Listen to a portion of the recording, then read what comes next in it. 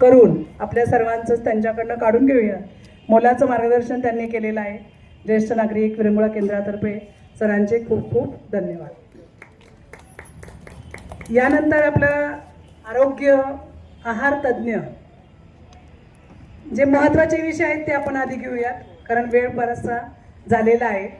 तर आपले सर्वांनाच परिचित असणारे आपल्या आरोग्याविषयीच्या विविध तक्रारी आणि त्या तक्रारी होऊ नयेत, कमी प्रमाणात असाव्यात, त्यासाठी आहार कसा घ्यावा, व्यायामाचं मार्गदर्शन आपल्याला आपल्याच शिक्रापूर पंचक्रोशीमध्ये राहणारे सन्माननीय श्री संजय दरेकर सर आपणाला मोलाचं मार्गदर्शन करणार आहेत. तर त्यांना मी विनंती करते की आम्हाला तुम्ही मोलाचं मार्गदर्शन करावं.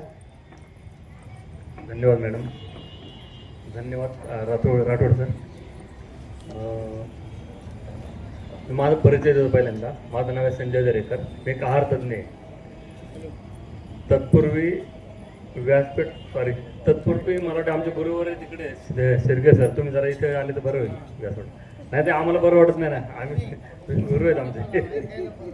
बरं ठीक आहे. धन्यवाद. देशपांडे सर, उपाध्यक्ष रावसाहेब काका, अध्यक्षा रेणुकाताई, त्याचबरोबर शारदा मॅडम म्हणजे गुरु शिर्के सर आणि ज्येष्ठ नागरिक बंधू आणि भगिनी. आज या ठिकाणी आजपर्यंत मी आरोग्यावर काम करतो. मागच्या 8 मार्चला जागतिक महिला दिनानिमित्त महिलांवरती जे जे काही प्रॉब्लेम आहेत ते सगळे मी आता यूट्यूबला चालू केलेले आहेत. 1 महिन्यात मला वाटतं ओबेसिटी 2 पार्ट झाले आहेत, थायरॉइडवर 2 पार्ट झाले आहेत, त्याच्यानंतर PCOD यावर पण झाले. त्याचबरोबर आजपर्यंत बऱ्याचशा जणांचे डायबिटीज म्हणजे आहारात फक्त बदल करून ते रिवर्स केलेले आहेत. बऱ्याच जणांचा ओबेसिटी लठ्ठपणा कमी केलेला आहे.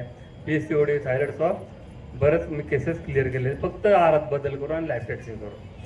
आता आज या ठिकाणी आपलं ज्येष्ठ नागरिक आहे 60च्या पुढे म्हणजे काय आजार वाढवायचे का सगळ्यांना? नाही ना, आजार रिवर्स करायचे आहेत. कारण नातवंड यांच्यावर खेळायचं सगळ्यांना, बरोबर की नाही? हां, तर मला वाटतं मी एकटंच बोलण्यापेक्षा आपण पण जरा थोडंफार सहकार्य करा. तर आजार कसे वाढतात? 60 नंतर आजार वाढतात, पण त्याचा मूळ पाय पुढे रोवला जातो तर 30 आणि 40 दरम्यान. पहिला टप्पा 30-40. अशा वेळेस आधी इन्सुलिन रेजिस्टन्स हा मूळ घटक. सगळे जे लाईफस्टाईल डिसीज आहेत त्याचा मूळ घटक म्हणजे इन्सुलिन रेजिस्टन्स. तर ते काय आहे ते आपण समजून घेऊ. त्यानंतर 40 ते 50 यावरचे आजार ॲक्च्युली वाढायला चालू होतात. 40 ते 50 वेळ या वयात. 50 ते 60 यावेळेत कॉम्प्लेक्शन तयार होतात. ते कॉम्प्लेक्स कसे तयार होतात आणि 60च्या नंतर सेव्हिअर कॉम्प्लिकेशन. म्हणजे समजा एखाद्याला CKD जर असेल किडनीचा तर मग तो डायलिसिसवर गेलेला असतो. एखाद्याला जर हृदयविकाराचा प्रॉब्लेम असेल तर तो हार्ट अटॅकवर गेलेला असतो 60 नंतर.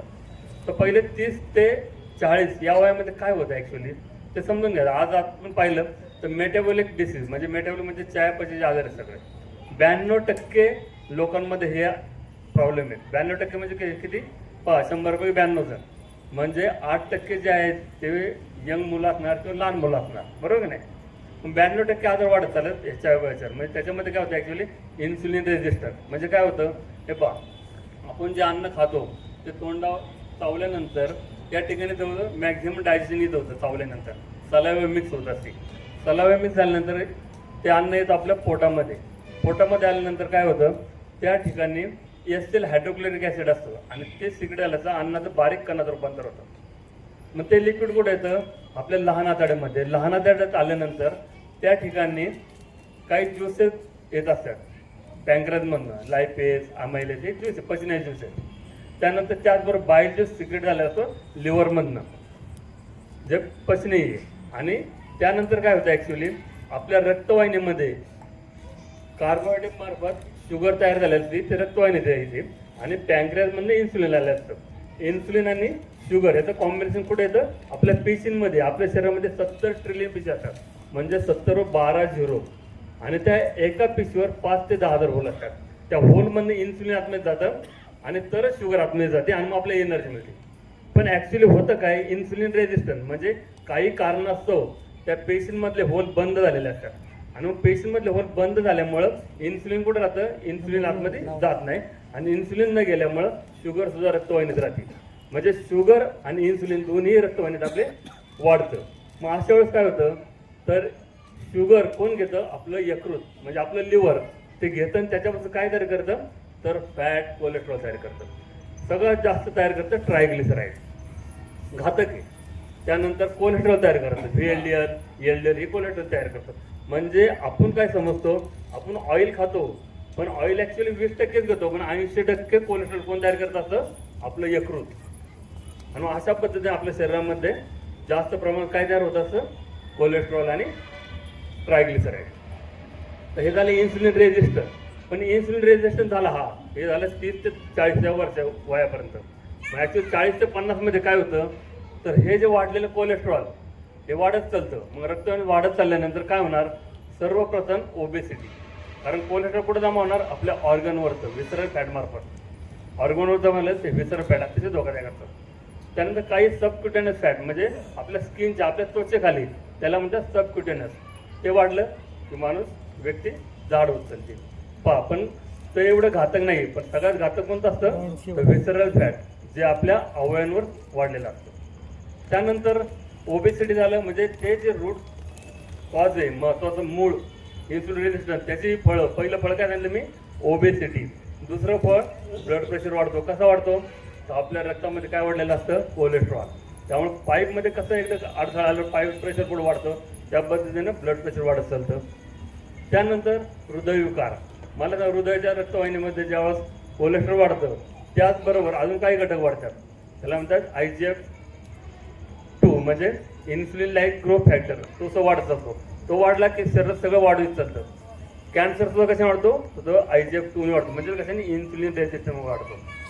त्याचबरोबर थायरॉइड, PCOD. मुलींमध्ये PCOD खूप वाढल्या असतात. त्या 3 पैकी 1 मुलगी PCOD ग्रस्त आहे. 5 पैकी 1 महिला PCOS ने. PCOD आणि PCOS म्हणजे काय, पॉलिसिस्टिक ओव्हरियन डिसीज म्हणजे PCOD. आणि PCOS म्हणजे काय, तर पॉलिसिस्टिक ओव्हरी सिंड्रम. या दोनचा फरक काय आहे, तर PCOD मध्ये काय होतं, ॲक्च्युली आपल्या इन्सुलिन वाढलेलं असतं. इन्सुलिन रेजिस्टन्समुळे इन्सुलिन वाढल्यामुळं आपल्या स्त्रियांमध्ये काय होतं, मुलींमध्ये टेस्टोस्टेरॉन नावाचं मेल हार्मोन्स वाढतो. म्हणजे जो पुरुषांचा हार्मोन, सेक्स हार्मोन, तो कशात वाढतो, मुलींमध्ये वाढतो, स्त्रियांमध्ये. आणि त्यामुळे काय होतं, चेहऱ्यावर केस येणार, गर्भधारण होणार नाही, पिरियड इरेग्युलर होणार, अशा पद्धतीने वाढत चालते PCOD. याचं मूळ कारण काय, तर इन्सुलिन. त्याचबरोबर ऑस्टिओपोरोसिस, हाडांचे विकार, हे स्वतः कारणीभूत आहे इन्सुलिनच. कारण वाढलेली शुगर वाढली की आपल्या शरीरामध्ये काय होतं, ॲसिडिक. आणि ॲसिडिक जेव्हा होतं तेव्हा शरीराची टेंडन्सी असते अल्कलाईन व्हायची. मग अल्कलाईन होताना शरीर काय करणार, क्षार खिचून घेणार. कोणतं क्षार, कॅल्शियम. हाडातलं खिचून घेतलं, हाडं कमजोर होणार. म्हणजे सगळे आजार हे लाईफस्टाईल ते कशामुळे होतात, इन्सुलिन रेजिस्टन्समुळे. आणि त्यामुळे इन्सुलिन रेजिस्टन्स कसा कंट्रोल करायचा, तर त्याबद्दल आपण जरा थोडी माहिती घेऊ. त्या अगोदर आपण जरा, मला वाटतंय एक थोडंसं हे करू, ओंकार म्हणून. सगळ्यांनी स्टेडीचा बसा, जरा श्वास घ्या, सोडायचा डीप श्वास घ्यायचा आणि ओंकार घेत सोडायचा, डोळे बंद करून. चला.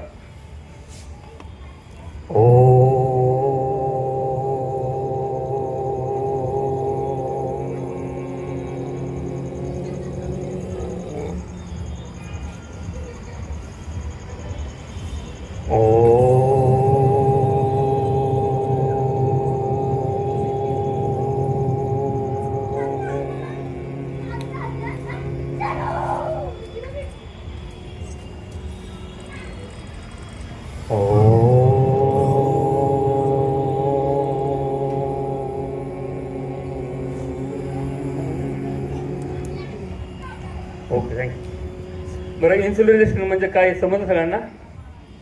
समजलं का काय मिटल साहेब, समजलं ना? तर अशा पद्धतीने इन्सुलिन रेजिस्टन्स हा मुख्य घटक आहे हे कवायला, कशाला, आजार वाढवायला. 40 ते 50 या वयामध्ये हे अजून कॉम्प्लिकेटेड होतं, कॉम्प्लिकेशन वाढत चालतात. कॉम्प्लिकेशन म्हणजे काय, ज्या ठिकाणी कोलेस्ट्रॉल साठलेलं असेल त्या ठिकाणी हृदयाचे विकार चालू होतात, ज्या ठिकाणी किडनीचे प्रॉब्लेम चालू होतात. किडनी मग पहिल्यांदा काय होतं, तर लघुवाटे प्रोटीन जास्त जायला चालू होतं. मग ते वाढत जाऊन नंतर किडनी CKD चालू होतो, हृदयविकार चालू होतो. हाडांचे विकार चालू होतात. अशा पद्धतीने 40 ते 50 या दरम्यान कॉम्प्लेन चालू होतात आणि 50 ते 60 या वयात सिव्हिअर होतात. सिव्हिअर म्हणजे अजून ते कॉम्प्लिमेंट होत चालतात आणि 60च्या पुढे मात्र सांगावंच लागत नाही. जे सिक्युरिटी ते डायलिसिसवर गेलेले असतात.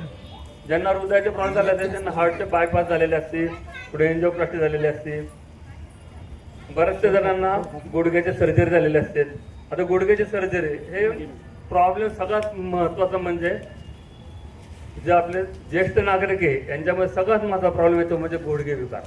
स्त्रियांमध्ये 60 ते 70% स्त्रियांमध्ये आज घरोघरी हा प्रॉब्लेम येतोय. कायचा? हाडांचा. बरोबर का नाही?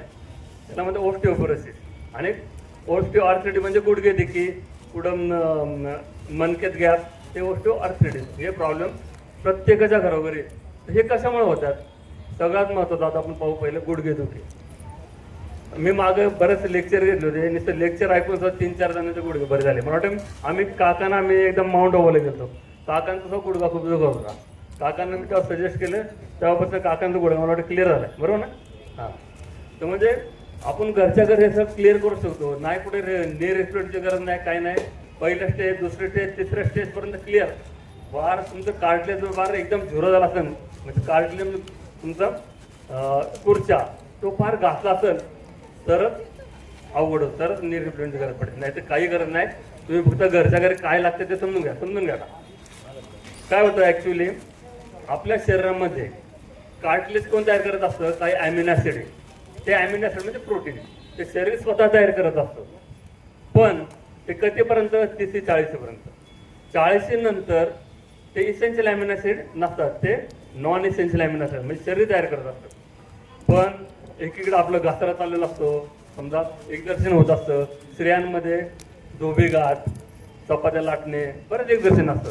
त्यामुळे स्त्रियांमधलं असं खुर्च्या काय होतं? हळूहळू घासत चाललेला असतो आणि एकीकडे घर्षण चाललेलं असतं आणि दुसरीकडे जे ॲमिनो ॲसिड कार्टलेज तयार करणार खुर्च्या तयार करणार ते कमी होत असतं 40 नंतर. मग अशा वेळेस काय करावं लागणार आपल्याला? ते आपल्याला आहारातनं घेतलं पाहिजे 40 नंतर. जेव्हा पहिली स्टेज, दुसरी जे असेल तर ते गेल्यानंतर तुमचा खुर्च्या ॲटोमॅटिक तयार होतो. मग काय पाहिजे त्याला? लायसिन, ग्लायसिन नावाचं एक ॲमिनो ॲसिड आहे, प्रोलाइन नावाचं. हे ॲमिनो ॲसिड गेले पाहिजे. ते कोणत्या आहारामध्ये नाही. तर आता मी या ठिकाणी नॉनव्हेजला मी प्रमोट नाही करत. नॉनव्हेजचा मला विरोधच आहे, कारण नॉनव्हेज हे चांगलं नसतं. काय? कारण नॉनव्हेज बऱ्याच जणांना वाटतं की बरेच सगळे डॉक्टर लोक सांगतात की नॉनव्हेज आहार घ्या, त्यातनं शुगर कंट्रोल होईल. परंतु शुगरमध्ये ॲक्च्युली नॉनव्हेज कार्बोहायड्रेट नसतं, त्यामुळे शुगर वाढायला सवालच येत नाही. पण नॉनव्हेजमध्ये होतं काय? ॲक्च्युली ॲसिडिक शरीर होतं आणि ॲसिडिक शरीरमध्ये इन्फ्लेमेशन खूप होतं आणि इन्फ्लेमेशन झालं की पेशी काय तर फुगतात, मग अजून इन्फ्लेमेशन वाढतो. त्यामुळे नॉनव्हेज आहार हा आपल्या शरीरासाठी चांगला नाही. गुडघे दुखले सुद्धा नॉनव्हेजमध्ये इन्फ्लेमेशन होतं. इन्फ्लेमेशन दिसत नाही आपल्याला बाहेरनं, पण आता पेशी काय झालेल्या असतात? स्वेलन झालेल्या असतात. अशा पद्धतीने हे असतं. परंतु आता आपल्याला ग्लायसिन, लायसिन हे वाढवण्यासाठी काही लोक नॉनव्हेजमध्ये पाय सूप पितात. त्या पाय सूपमध्ये असतं ॲक्च्युली ग्लायसिन नावाचा तो घटक की जो खुर्च्या तयार करतो. त्याचबरोबर आपल्याला व्हेजिटेरियनमध्ये तिळामध्ये खूप असतं. तीळ खाल्लं की हाडांचा तर कॅल्शियम तर असतोच, पण त्याच्यामध्ये जास्त प्रमाणात काय असतं? ग्लायसिन आणि लायसिन की जे ॲमिनो ॲसिड तुमचं खुर्च्या तयार करतात. त्याचबरोबर काही असे घटक आहेत की ते इन्फ्लेमेशन कमी करतं. आपले पाय साधे गुडघे सुजले ना तरी खूप दर्द होत असतो आणि ते गुडघे कशामुळे क्लिअर होतात? ते इन्फ्लेमेशन कमी करण्यासाठी हळद, कुरकुमीन नावाचा घटक तो खूप महत्त्वाचा आहे. तुम्ही जर हळद टाकून पाणी हे पेलं, दुधात नाही, दुधाला विरोध आहे, दूध हे टाळायचं आपल्याला. पाण्यात, गरम पाण्यात घ्या, त्याच्यामध्ये मिरी पावडर टाका. मिरी पावडर जर टाकली मिरी तर ते 1000 पट त्याचं ॲब्सॉर्प्शन होतं कुरकुमीनचं. अशा पद्धतीने हळद आणि मिरी पावडर जर घेतली तर तुमचं इन्फ्लेमेशन कमी होईल हाडांचं, म्हणजे यांचं गुडघ्यातलं, आणि रिलॅक्स होईल. त्याचबरोबर काही वनस्पती, बॉस्विलिया जी आयुर्वेदिक वनस्पती आहे ती पण इन्फ्लेमेशन कमी करते. त्याचबरोबर जर आपल्याला आहारातनं जर एखाद्याला नॉनव्हेज गेलं नसलं तर नॉनव्हेजसाठी काय घ्यावं लागेल आपल्याला? तर ग्लुकोजामिनाचे घटक आहे की जे मी काकांना सजेस्ट केलं. ग्लुकोजामिन घेतलं की ते कुर्च्या तयार करतं. महिना 2-3 महिन्यात तो कुर्च्या होतात. आणि माझ्या मते 40-50 नंतर प्रत्येकाने ते सप्लिमेंट मार्फत घेतलंच पाहिजे. जेणेकरून आपले गुडघेदुखी, मणक्यातले जे डिस्क असते ते सगळे हे क्लिअर करू शकतात. त्यानंतर हा आजार म्हणजे हा मी डीपमध्ये सांगतोय. त्याचबरोबर आपल्या हाडांचे विकार का होतात?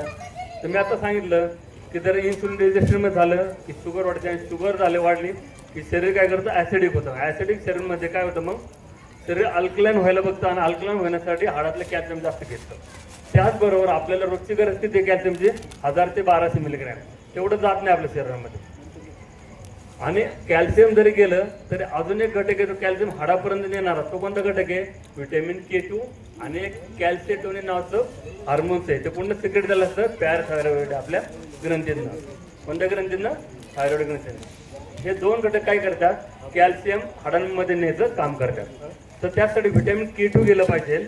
आणि दुसरं म्हणजे कॅल्शिटोनिन तर ऑटोमॅटिक जर हार्मोन बॅलन्स झालं तर कॅल्शिटोनिन सिक्रेट होत असतं. त्याचबरोबर तिसरा घटक म्हणजे ॲब्सॉर्प्शनसाठी हाडांमध्ये कॅल्शियम ॲब्सॉर्प्शनसाठी व्हिटॅमिन D गरज असते.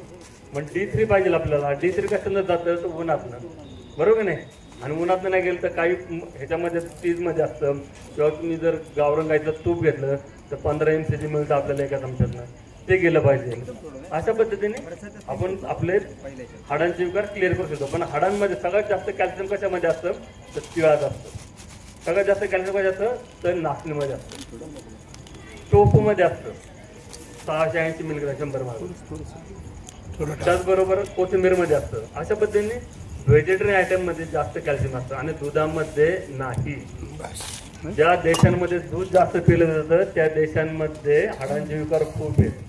ज्या देशांमध्ये दुधाचं प्रमाण कमी आहे त्या देशांमध्ये हाडांचे विकार अजिबात नाही. दूध काय करतं तर शरीर ॲसिडिक करतो. ॲनिमल बेस्ड सगळे प्रॉडक्ट शरीर ॲसिडिक करतो. त्यामुळं कॅल्शियम ॲब्सॉर्प्शन होत नाही. कॅल्शियम ॲब्सॉर्प्शनसाठी आता मी सांगितलं तुम्हाला घटक व्हिटॅमिन D साठी सांगितले. व्हिटॅमिन K2 व्हेजिटेबलमध्ये मिळतं आणि व्हिटॅमिन K2 काय होतं आपल्याला व्हेज पालेभाज्यांनी मिळतं. K1 मिळतं पण K1 तर पण K2 मध्ये आपलं काही बॅक्टेरिया करत असतात त्याच्या दह्यातनं मिळतं आपल्या चांगला गुड बॅक्टेरिया. अशा पद्धतीने आपण म्हणजे वयाच्या 60 नंतर जे प्रॉब्लेम असतात कोणते तर हाडांचे विकार. आणि यावरच बोलतो मी कारण सगळं बोलायला आपल्याला एवढं वेळ नाही कारण माझं एक लेक्चर 2-2 तासाचं आहे. हृदयविकार तुम्ही माझे जर यूट्यूबला गेले तर किडनीवरती माझ्याजवळ आतापर्यंत 20-25 लेक्चर आहेत CKD-वरती. हृदयविकारावर सगळे घटक हृदयविकार कशामुळे होतो ते सगळे घटकावर मी केलेले आहे. रक्तवाहिन्या कशा साफ करायच्या कारण रक्तवाहिन्या साफ तर तुम्ही 10 ते 15 वर्ष अजून मागं जाणार आहे, यंग होणार आहे. आपलं 60च्या पुढे आपल्याला 15 वर्ष मागं जायचं असेल तर आपल्याला सर्वात महत्त्वाचं म्हणजे रक्तवाहिन्या क्लीन करायच्या. रक्तवाहिन्यात कोणता कचरा अडकलेला असतो पाहता हृदयविकारासाठी काय कोलेस्ट्रॉल, बरोबर की नाही. त्यानंतर काही कॅल्शिफिकेशन म्हणजे जास्त कॅल्शियम होतं पण कॅल्शियमची गरज आहे पण आपल्या शरीरात काही नसतं K2 नसतं तो वाहून नेण्यासाठी. त्यामुळे कॅल्शिफिकेशन होतं. कॅल्शिफिकेशन झाल्यामुळे काय होतं आपलं कडक होते आणि कडक ब्रेक होते. ब्रेक झालं की क्लॉटिंग होतं, बरोबर. आणि फायबरयुक्त आहार खूप महत्त्वाचा आहे. तो कचरा साफ कसा करतो तर फायबर घेतल्यानंतर आपल्या लिव्हरमध्ये जास्त प्रमाणात बाईल ज्यूस सिक्रेट होतो आणि बाईल ज्यूस सिक्रेट होतो तर बाईल ज्यूस तयार करण्यासाठी लिव्हरला काय लागतं बेकार कोलेस्ट्रॉल. मग तर लिव्हर काय करतं बेकार कोलेस्ट्रॉल कशाने खेचतो रक्तवाहिनीने खेचतो म्हणजे रक्तवाहिनी क्लीन झाली. काही नायट्रो ऑक्साईड वाढवणे पदार्थ आहे. नायट्रो ऑक्साईड म्हणजे काय गॅस आहे. नायट्रो कसा वाढतो तर 2 ॲमिनो ॲसिड आहे L-आर्जिनिन आणि एक L-सिट्रोलिन. L-सिट्रोलिन हे कसं मिळतं कलिंगडाचं पांढरा घर. ते खाल्ल्यानंतर त्याचं रूपांतर नायट्रो ऑक्साईड होतं. नायट्रो ऑक्साईड म्हणजे एक गॅस आहे तो रक्तवाहिनी फुगवतो. फुगवलं सगळं व्यवस्थित सर्क्युलेशन होतं म्हणजे कचरा सगळं बाहेर पडतो आणि आपण रिलीफ होतो. मग तो कशामध्ये असतं बीटमध्ये सगळ्यात जास्त असतो. काही L-आर्जिनिन डाळीमध्ये असतं कडधान्यामध्ये. अशा पद्धतीने आपण तो क्लिअर करू शकतो. काही घटक असे असतात होमोसिस्टिन लेवल ती जरी वाढली आपल्या रक्तवाहिनीत तरी अटॅक येतो. होमोसिस्टिन लेवल कशी कमी करायची तर आहारात आपल्याला B12 आणि B6 गेले पाहिजे.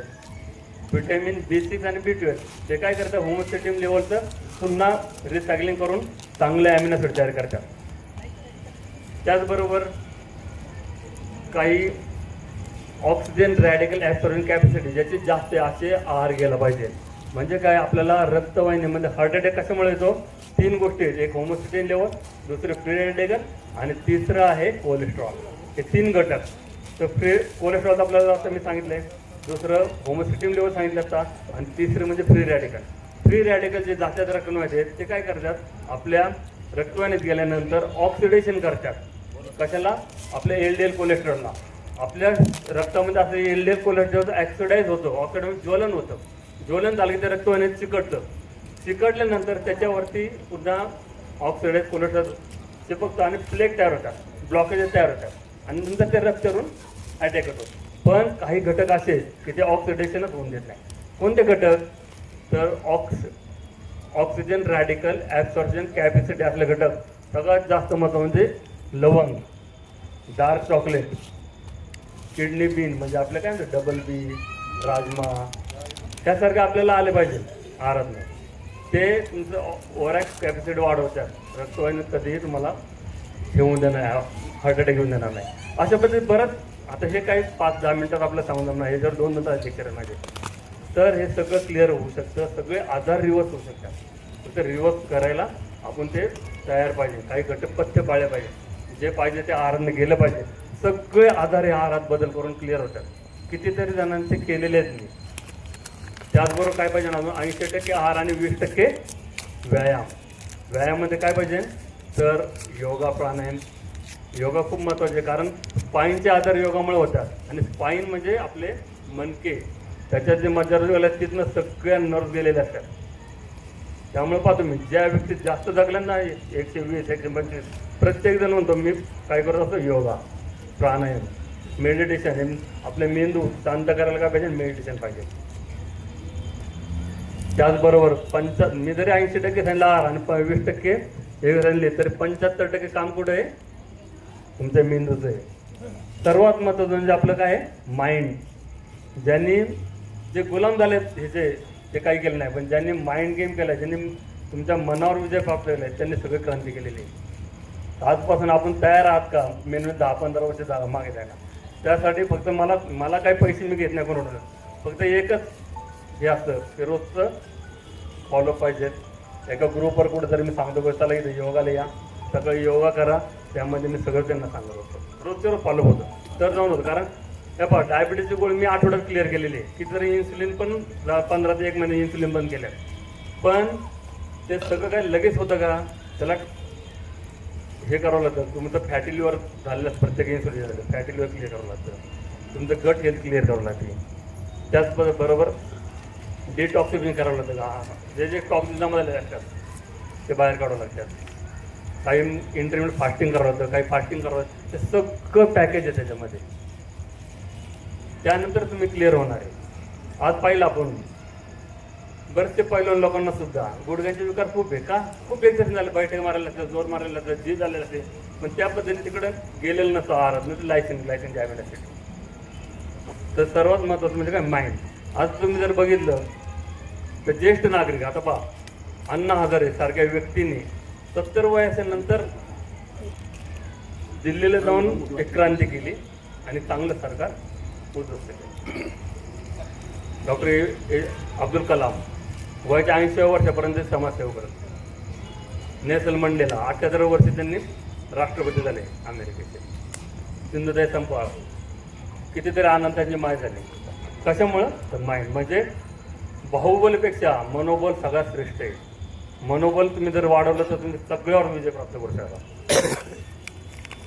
आज जर आपण इतिहासात पाहिलं तर बरेच अशी उदाहरणे आहेत की ज्यांनी त्यांच्यामध्ये काहीच नाही. थोडक्यात विल्मा रुदर, जी मुलगी वयाच्या 12व्या वर्षी डॉक्टरने सांगितलं होतं की तू चालू शकणार नाही, पोलिओ झालाय. ती मुलगी चालू शकली. नंतर तिने ॲथलेटिकमध्ये 3 गोल्ड मेडल मिळवले रनिंगमध्ये. कशामुळे कळलं? Mind game. हेलन किलर, गुंगी बहिरी, काहीच नव्हतं तिला, तरी चांगले ऑथर झाले. कशामुळे? Mind game. आपले घेतले आपल्या भारतातले अनुप्रिता काय केलं? रेल्वेने त्याला टाकून दिलं, बरोबर. रेल्वेतनं पडल्यानंतर त्याचा एक पाय गेला. आर्टिफिशियल पायाने ती एव्हरेस्ट सर करणे होते एकमेव महिला. कशामुळे केलं तिने? माइंड गेममुळे. सुधा चंद्रन, आपण ऐकून आहे नाव. सुधा चंद्रन, तिथं हे होतं, कथककरी होती. तिचं एक ध्येय होतं की हिमालयावरती जाऊन शिवकथक करायचं. पण बॅड लक तिथं गाडीचा ॲक्सिडेंट झाला. सगळ्यांनी तो पिक्चर पाहिला असेल, नाचे मयुरी. आणि ॲक्सिडेंट झाल्यानंतर तिने त्याचं गोल काही सोडलं नाही. ती म्हणली नाही मला तिथं जाऊन करायचं. तिने आर्टिफिशियल पाय तयार केला आणि आपण सगळ्यांनी तिला पाहिलं बा सुधा चंद्रनला नाचे मयुरी पिक्चरमध्ये. तिथं जाऊन तिने कथक केलं. अशा पद्धतीने माइंड गेम जर व्यवस्थित मनावर हे केलं तर सगळं क्लिअर होऊ शकतं. तर ठीक आहे, एवढं पण मी माझं थँक्यू, धन्यवाद. सरांनी थोडक्यात आणि कशा पद्धतीने जर मानसिक आपलं जर मनोबल भक्कम असेल तर आपण कोणत्याही आजारावर विजय मिळवू शकतो हे थोडक्यात सरांनी आपल्या या ठिकाणी सांगितलं. यानंतर आपल्याकडे पहा बरेच ज्येष्ठ नागरिक ताई असतील किंवा बंधू असतील तुकाराम गाथा या ग्रंथांचं स्वहस्ते हस्तलिखित तयार केलेली आहेत, लिहिलेली आहेत. तर आपल्याच ज्येष्ठ नागरिक विरंगुळा केंद्रामध्ये सन्माननीय आदरणीय ग्रामपंचायत सदस्या शिलाताई करंजे यांनी स्वतः तुकाराम गाथा हा जो ग्रंथ आहे त्यांनी स्वहस्ताक्षरामध्ये सगळे अभंग तुकाराम महाराजांचे त्यांनी लिहून काढलेले आहेत. आणि ते लिहित असताना त्यांना स्वतःला काय अनुभूती प्राप्त झाली, कशा पद्धतीने नवनवीन विचारामध्ये ज्ञानाची भर पडली आणि ते थोडक्यात आणि त्यांना अनुभव जे प्राप्त झालेत ते थोडक्यात आपल्याला या ठिकाणी सांगणार आहेत. तर ताईंनी ते सांगावेत अशी मी त्यांना विनंती करते.